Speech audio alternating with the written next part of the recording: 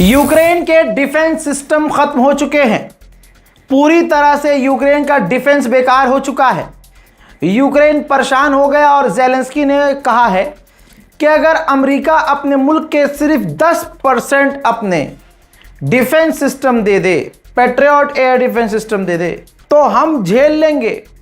पूरी सर्दियां उन डिफेंस सिस्टम के जरिए झेल लेंगे और अपने मुल्क को बचा लेंगे। यूक्रेन की हालत खस्ता है। यूक्रेन ने रशिया को ऑफर भी किया है कि आइए मिल के एक फैसला करते हैं कि ब्लैक सी के अंदर एक दूसरे के टैंकर्स जहाज़ों पर हमला नहीं करेंगे। सलाम नमस्ते सत श्री अकाल, मैं हूं रज़ा और आप देख रहे हैं रज़ाग्राफी का war update Ukraine Russia special report. आप लोगों के मैंने सारे कमेंट पढ़े। आप लोगों का हुक्म था कि रज़ा भाई रोज़ यूक्रेन और रशिया का अपडेट चाहिए, चाहे छोटा हो चाहे बड़ा। तो आपके हुक्म की तामील करते हुए आज फिर से बिना गैप किए आपके सामने ये रिपोर्ट पेश कर रहा हूं। यूक्रेन के ऊपर हमला रशिया ने किया। दिनिप्रो के इलाके में यूक्रेन की ट्रेन गुजर रही थी, भाई साहब इंजन पर ही हमला कर दिया। रशिया ने ट्रेन के इंजन पर हमला किया। इंजन जलता हुआ धुआं धुआं होता हुआ नजर आ रहा है। रशिया यूक्रेन पर बड़े हमले कर रहा है। सिर्फ रशिया ही कर रहा है ये कहना गलत है।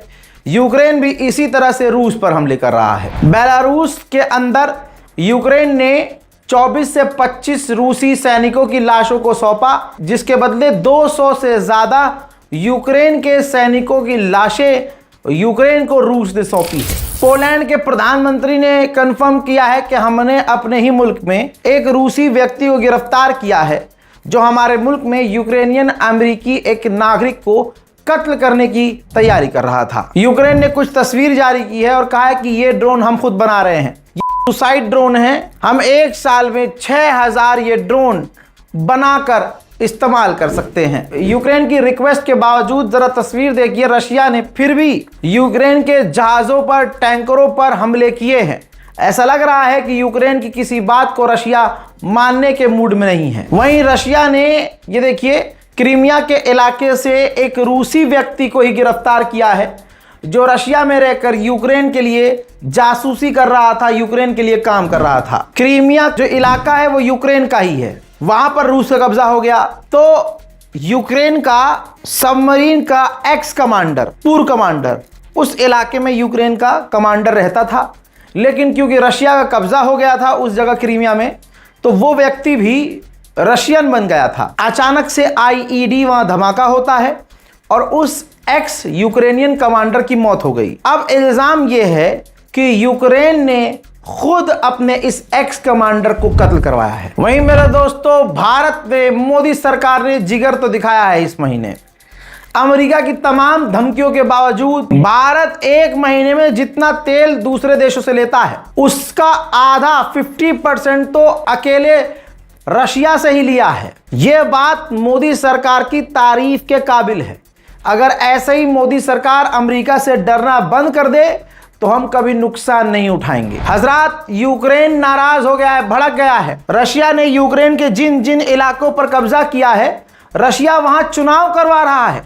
यूक्रेन भड़क गया और इसको इलीगल करार दिया है। ह्यूमन राइट वॉच डॉग ने कहा है कि रशिया यूक्रेन पर क्लस्टर बमों का इस्तेमाल कर रहा है, जो क्लस्टर बॉम्ब बैन है, लिहाजा रशिया वॉर क्राइम कर रहा है। यूक्रेन ज्यादातर अनाज एक्सपोर्ट करता है। अब रशिया बार बार उनके पोर्ट पर, उनके जहाजों पर, अनाज के स्टोर्स पर हमला कर रहा है, जिसकी वजह से यूक्रेन का अनाजों का एक्सपोर्ट 75% घट गया है। हजरात, रशिया ने अमेरिका से बात की, जिसके बाद हुआ यह कि रशिया की जेल में एक अमेरिका कमांडर था जो बंद था।